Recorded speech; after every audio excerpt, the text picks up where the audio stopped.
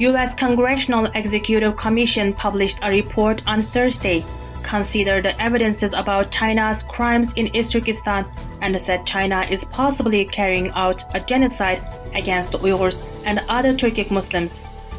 The report called for a formal determination on whether genocide is being committed by China in the region by the U.S. 2 weeks ago, Michael Sobolik, whose work was covering on the American and the Chinese grand strategy in the American Foreign Policy Council, also called the Trump administration to formally recognize China's genocide. The Chinese government had always been denying the genocide, but the Chinese embassy accidentally admitted it just a few days ago by tweeting that they prevented Uyghur women from becoming baby-making machines.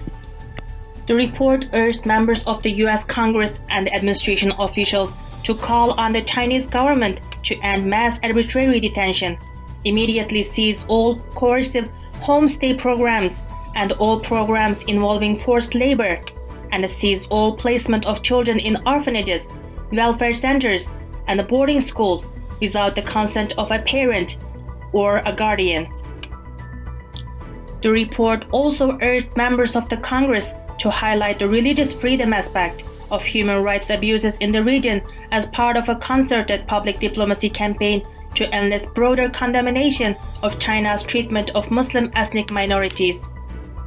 It also urges American universities to provide support to the Uyghur, Hui, Kazakh, and the Kyrgyz students at their institution who are Chinese nationals to ensure that they are able to study in a safe environment free from threats and intimidation from Chinese government officials, and to provide scholarships or other financial assistance to students whose parents or guardians have been detained in mass internment camps.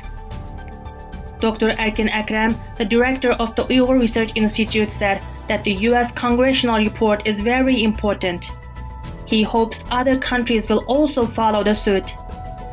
He also said even though his residential country, Turkey, did not publicly put pressure on China to stop its crimes against the Turkic Muslims, they are long supporting Uyghur students whose parents or guardians have been detained in China. The U.S. government is now blocking cotton and tomato imports from China's colonized country, East Turkestan, over concerns that they are harvested and processed by slave laborers. 20% of the world cotton is produced by slave laborers in East Turkestan, and the tomato products grown in the region are directly involved with China's production and the construction corps. Population of these corps consists of more than 2.8 million, according to 2016 Chinese statistics. The main target of those military forces is to help Chinese police and the Chinese Standing Army to control, oppress, and perform murder exercise against the people of East Turkestan. According to Hong Kong CNN Business News, the U.S. Defense Department on Thursday added 9 Chinese firms, including Xiaomi, to a list of companies they claim are owned or controlled by China's military. Businesses on the list are subject to harsh restrictions, including a ban on American investment. The Pentagon's list also included the Commercial Aircraft Corporation of China, a major state-owned Chinese plane maker that the country wants to build up as an alternative to Boeing and Airbus. It seems the Trump administration is bringing more damage to Chinese businesses just a few days before the president-elect Joe Biden takes the office. Canada is urging its allies to work together with them against China's aggressive diplomacy.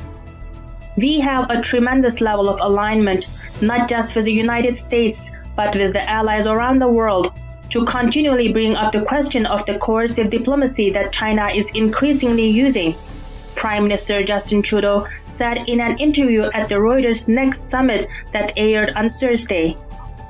Outspoken Canadian MP Garnet Jennings expressed his hope in an interview with the Voice of East Turkestan podcast this Friday.